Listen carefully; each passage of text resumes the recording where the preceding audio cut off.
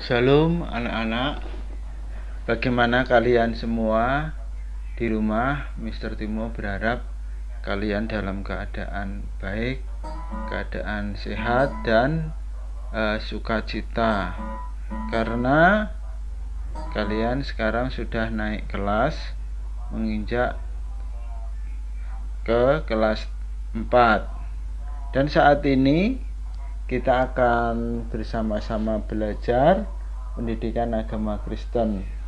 Oleh karena itu, sebelum kita belajar, kita akan berdoa terlebih dahulu. Mari kita bersama-sama berdoa. Tuhan Yesus yang ada di dalam surga, kami bersyukur karena Tuhan memberikan kesehatan bagi kami.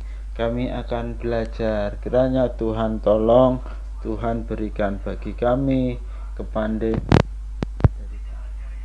Terima kasih Tuhan. Haleluya. Amin. Anak-anak, kita akan belajar bab yang pertama, yaitu sungguh Allah Maha Hadir.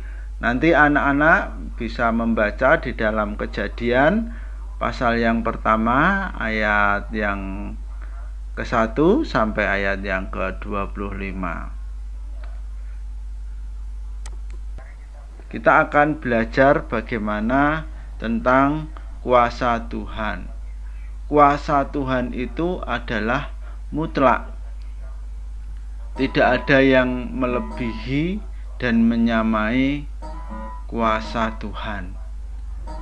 Jadi tidak ada manusia atau malaikat atau apapun juga yang bisa menandingi daripada kuasa Tuhan.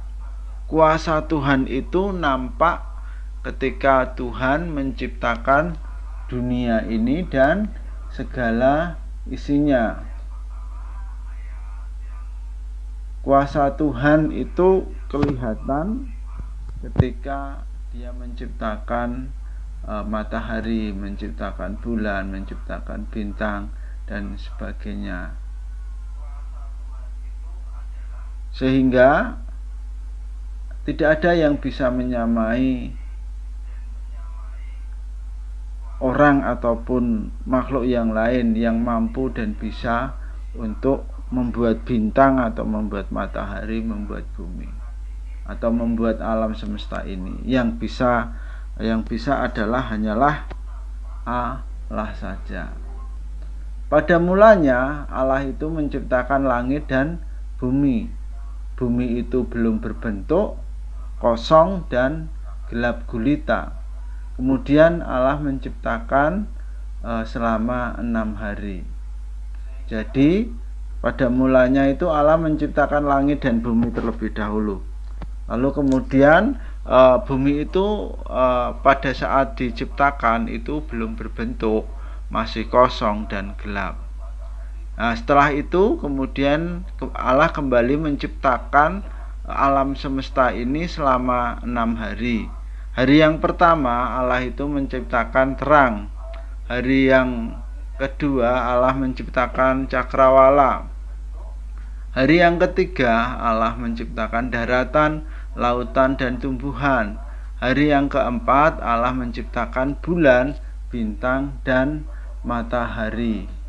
Hari yang kelima Allah menciptakan binatang yang hidup di air dan binatang yang hidup di udara.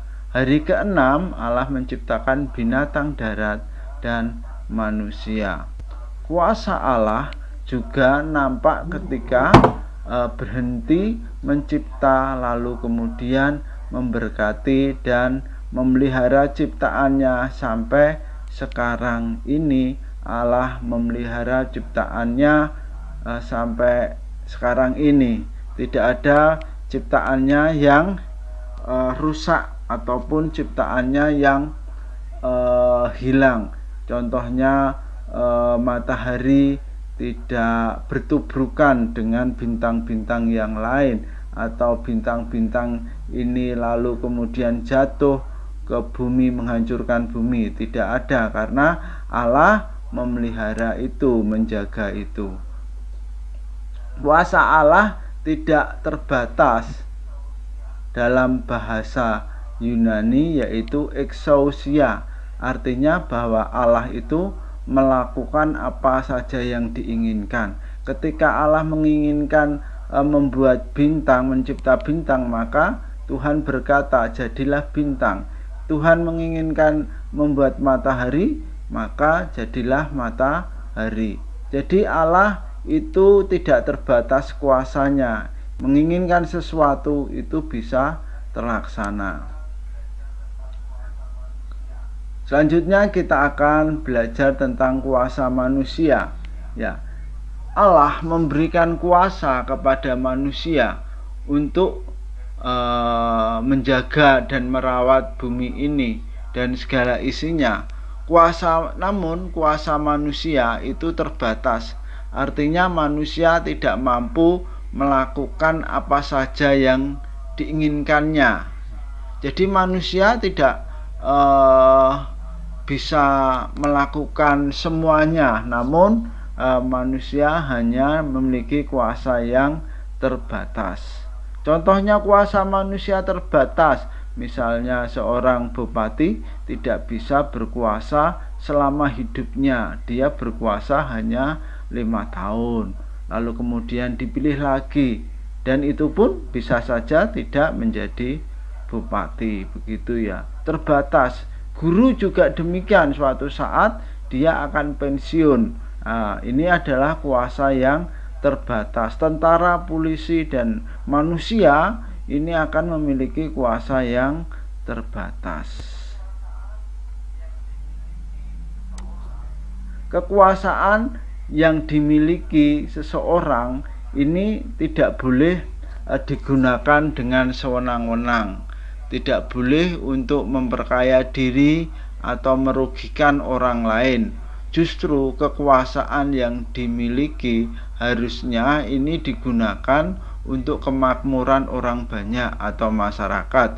Contoh presiden atau gubernur atau bupati atau pak camat, begitu ya, memiliki kekuasaan. Namun kekuasaan itu jangan digunakan untuk memperkaya diri, berbuat sewenang-wenang terhadap rakyat sehingga rakyat menderita. Namun justru harus seorang pemimpin yang memiliki kekuasaan harus bagaimana memikirkan masyarakat supaya masyarakat hidup makmur, hidup sejahtera.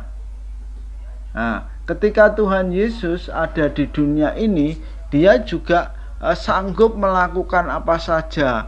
Dia mampu membuat mujizat-mujizat karena dia adalah Tuhan.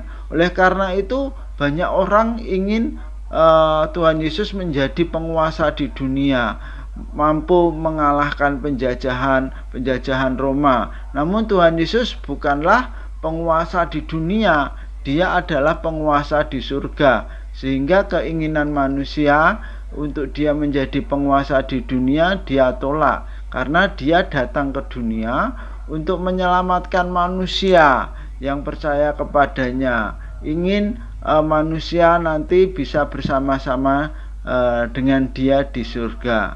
Ini adalah contoh kuasa yang dimiliki Tuhan Yesus untuk kebaikan manusia, untuk keselamatan manusia.